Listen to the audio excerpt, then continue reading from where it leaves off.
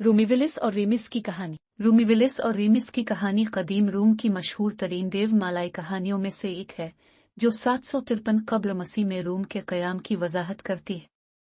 ये कहानी तकदीर, ताकत और कुर्बानी जैसे मौज़ूआत पर मुश्तमिल है।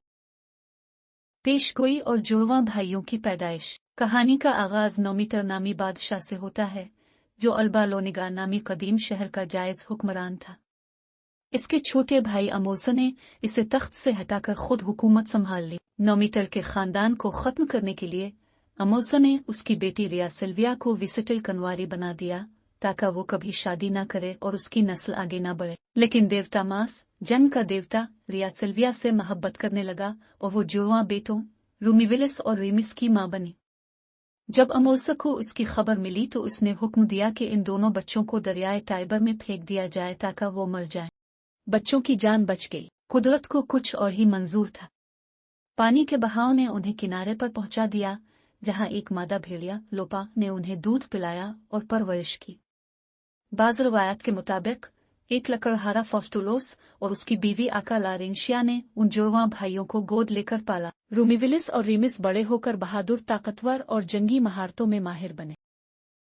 अपनी असल शनाख्त का इंकिशाफ। जवानी में रूमीविलिस और रीमिस इलाके के चरवाहों के रहनुमा बन गए और अक्सर डाकुओं और दुश्मन कबीलों से लड़ते रहे। एक जंग में रीमिस को पकड़कर अमोल्सा के दरबार में ले जाया गया। वहां नोमीटर ने पहचान लिया कि वो इसका पोता है। रूमीविलिस ने अपने वफादार साथियों के साथ अल्बालोनिगा पर हमला किया, अमोल्सा को कत्ल किया और नोमीटर को दोबारा बादशाह बना दिया। रूम की बुनियाद और रीमिस की मौत। इस कामयाबी के बाद जुड़वां भाइयों ने फैसला किया कि वो एक नया शहर तामीर करेंगे, लेकिन दोनों के दरमियान इख्तिलाफ हुआ कि ये कहाँ बनाया जाए। रूमीविलिस चाहता था कि शहर पालटाएं पहाड़ी पर बने। रीमिस चाहता था कि अलिफाविंटाएं पहाड़ी पर तामीर हो। उन्होंने परिंदों के शगुन से फैसला करने का सोचा। रूमीविलिस ने 12 गिद्ध देखे, जबकि रीमिस ने सिर्फ 6। इसलिए रूमीविलिस को फतह हासिल हुई और उसने दीवारें बनानी शुरू कर दी। रीमिस ने इन दीवारों का मजाक उड़ाया और उन्हें फलांग कर चढ़ गया।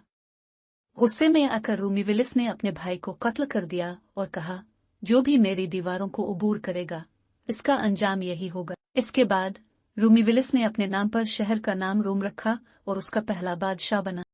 रूमीविलिस की हुकूमत और उसका अंजाम। रूमीविलिस ने रोम की हुकूमत, फौज और कवानीन की बुनियाद रखी। कई साल बाद एक दिन वो पुरस्कार तौर पर बादलों में गायब हो गया। बाद में रूमियों ने इसे देवता क्विरिनस के तौर पर पूजना शुरू कर दिया।